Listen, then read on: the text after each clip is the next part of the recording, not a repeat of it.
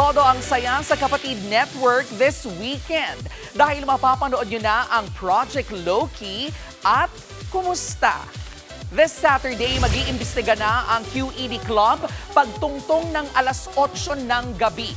Samahan sina kapatid heartthrob Dylan Menor at Jada Avanzado sa mystery thriller na tiyak magpapatayo ng inyong mga balahibo.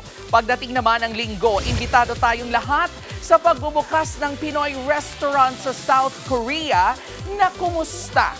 Serving good food ang mga Pinoy celebrity kasama ang mga Korean oppa gaya ni Ji Chang-wook at marami pang iba. Mga kapatid, Jervy Wrightson po. Eto na nga.